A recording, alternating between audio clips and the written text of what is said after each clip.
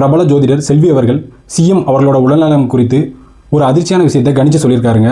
அது மட்டும் இல்லைங்க, சிஎம் விஜய் அவர்கள் பிற்காலத்தில் பிரதமர் ஆவாரா அப்படிங்கிற ஒரு கேள்விக்கும் பதில் சொல்லியிருக்காரு. அது என்ன அப்படிங்கிறத பற்றி அந்த வீடியோவில் பார்க்க போகிறோம். வீடியோ கடைசி வரைக்கும் ஃபுல்லாக பாருங்கள். முதல் கேள்வி என்னன்னு கேட்டிங்கன்னா, முக ஸ்டாலின் அவர்கள் தோற்பதற்கு என்ன காரணம், திமுக தோற்பதற்கு என்ன காரணம்னு சொல்லி கேள்வி கேட்குறாங்க. அதுக்கு அவர் சொன்ன பதில் என்ன அப்படிங்கிறத நீங்களே பாருங்கள். ஆளுங்கட்சியை பற்றி சொன்னீங்க. இப்போ எதிர்க்கட்சியினுடைய நிலைமை அப்படிங்கிறது எப்படி இருக்கும் திமுக? ஏன்னா ஒரு சின்ன இடைவெளி கொடுத்துட்டும் திமுக பேச்சுக்கள், கோயிலில் துட்டு கொடுத்து டிக்கெட் வாங்கினா கூட அவங்களுக்கு இலகாரமாக பதில், கேவலமாக நடத்துறது, போக முடியாமல் 2க்கு போக முடியாமல் 10 அவர் ஒருத்தர் நிற்கணும்னா எப்படிங்க ஒரு தரிசனத்துக்கு இவ்வளோ கூட்டம் வரும்னு தெரியும். வீடியோ பார்த்துருப்பீங்க.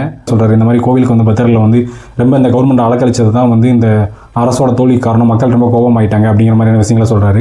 அதுக்கடுத்து திரு அண்ணாமலை அவர்களை பற்றி அந்த ஆங்கர் கேள்வி கேட்குறாங்க. அண்ணாமலையோட ஜாதகம் எப்படி இருக்குது, அவர் ஒரு புதிய இயக்கத்தை தொடங்கியிருக்காரு அப்படின்லாம். அண்ணாமலை அவர்கள் புதிய இயக்கத்தை தொடங்கி கிட்டத்தட்ட 18 லட்சத்துக்கு மேலான உறுப்பினர்கள் அதில் ஜாயின் பண்ணியிருக்காங்க. இது ஆன்லைனில் மட்டும்தான், ஆஃப்லைன்லேயும் உறுப்பினர் சேர்க்கை நடந்துட்டுருக்கு. அதை பற்றி ஜோதிடர் செல்வி என்ன சொல்கிறாருன்னு பாருங்கள். அவருடைய ஜாதக அமைப்பு எப்படி இருக்கு? இல்லை, அவருக்கு இப்போ சூரிய திசை, அதனால் அவர் லோ ப்ரொஃபைலில் தான் இருப்பார். சூரிய திசையில் 1.5 வருஷம் 3/4 வருஷம் தான் ஆயிருக்கு. அவருக்கு இன்னும் 4.25 வருஷம் இருக்குது. அதில் முதல்ல 4.25 வருஷமும் தப்பு பண்ணாதது.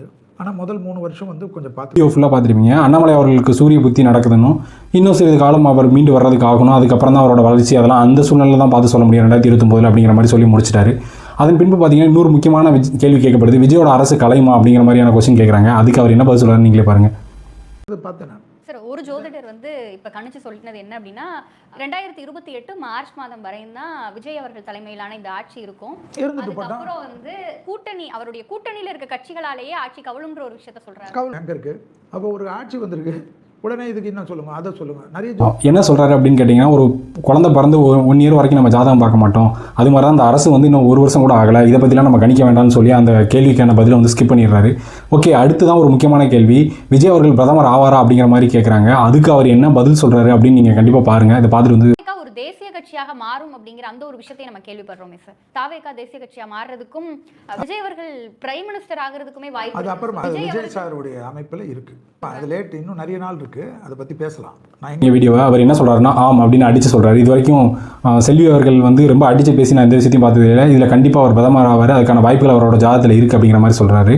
இது எப்படி சாத்தியமானு பார்த்தா, மோடி அவர்களும் தொடர்ந்து 3 வருஷம் சிஎம் இருந்தார் குஜராத்தில், அதுக்கப்புறம் அப்படி பிரதமர் ஆகிட்டார். அதே மாதிரி தான் இன்னும் வரப்போகிற காலங்களில் அடுத்தடுத்து முதல்வர் பதவியை சிஎம் விஜய் அவர்கள் தக்க வச்சாங்க அப்படின்னா அவர்களும் பிரதமராக வாய்ப்பு இயல்பாகவே இருக்குது அப்படின்னு சொல்லலாம். ஜோதிட ரீதி அப்படின்னு சொல்ல, செல்வி அவர்களின் கருத்தும் கிட்டத்தட்ட உண்மையாகிறதுக்கான வாய்ப்புகள் அதிகமாகவே இருக்குது.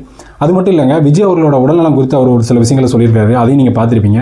ஓட போகிறது இல்லை, ஆனால் அவருடைய தேக ஆரோக்கியத்தை அவர் நல்லா பார்த்துக்கணும். ஏன்னா அவருடைய திசை அது போல் திசை, அது கொடுத்துருக்குது. அவர் கூட இருக்கிறவங்க லிஸ்ட்டெல்லாம் பார்க்கணும்.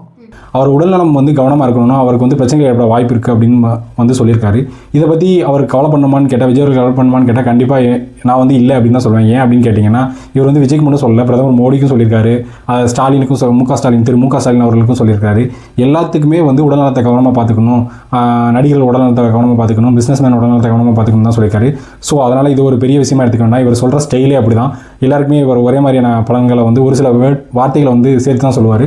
ஆக மொத்தத்தில் விஜய் அவர்கள் பிரதமர் ஆவார் அப்படிங்கிற ஒரு மாதிரியான விஷயங்களையும் சொல்லியிருக்காரு. இது மாதிரியான அடுத்த ஒரு சுவாரஸ்யமான விஷயங்களில் வீடியோவில் சந்திப்போம். நன்றி, வணக்கம். இது